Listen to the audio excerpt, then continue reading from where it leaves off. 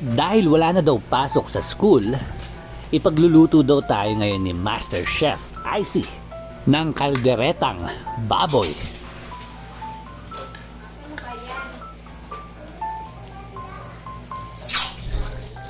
So bumili pala tayo rito ng kalahating kilong baboy. Minarinate muna natin to sa toyo at paminta para mas malasa yung ating karne. At syempre habang nagmamarinate tayo, pinapakapit natin yung lasa dito sa ating baboy ay gawa muna tayo ng ating dishwashing liquid. Yan, so baka wala na kayong panghugas ng pinggan. So pwede na kayong umorder at mag-refill ng dishwashing liquid. Makalipas ang 1 oras sa pag-aantay, ay pinirito na rin ni Icy yung ating binabad na baboy kanina. Syempre kailangan mo rin mag-multitask dito.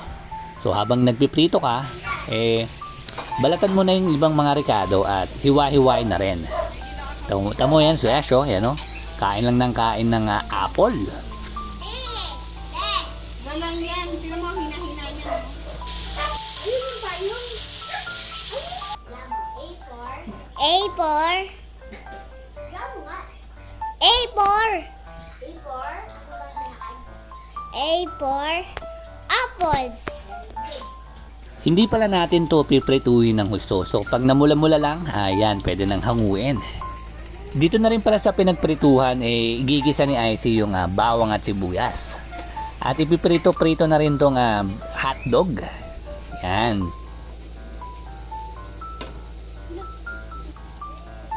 So ayan, at hinalo-halo lang pala ni Icy itong ating ginisang hotdog. At ililipat din pala natin to sa malaking kawali kasi mamaya sasabawan natin to. So syempre hindi kakasya dun sa maliit na kawali, kaya dito sa malaki-laki yung ating gagamitin ngayon. Syempre habang nagigisa tayo, dapat naglalagay na rin tayo ng mga pampalasa. So ayan, nilagay na ni Icy yung laurel at maglalagay na rin siya rito ng pickles. Yan, so durog na pickles yung ilalagay niya rito. So ayan, nilahat niya na yung natitirang pickles na nasa rep. At syempre i-mix-mix na rin natin to. Every time na maglalagay tayo ng rekado, syempre kailangan nating haluing maigi para nakakalat yung ating nilalagay.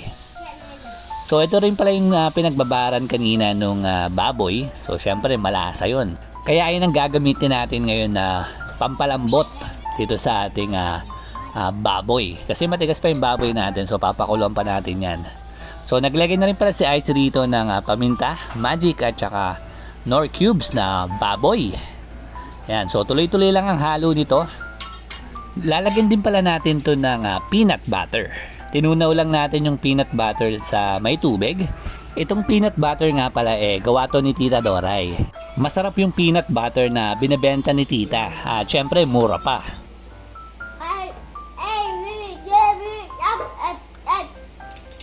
So kinakalikot nga pala natin yung sirang electric fan natin dito. Sinusubukan natin kumpunuhin. Baka mabuo pa, sayang So after 30 minutes, eto na yung niluluto ni Icy na kaldereta. Yan so mukhang malambot na yung baboy.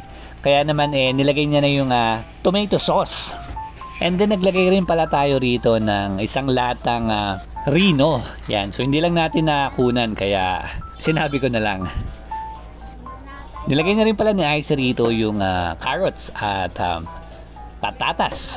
Syempre kasama na rin yung bell pepper. So ayan, so halu-haluin lang. So papakuloan pa rin natin to hanggang sa lumambot naman yung gulay na nilagay natin.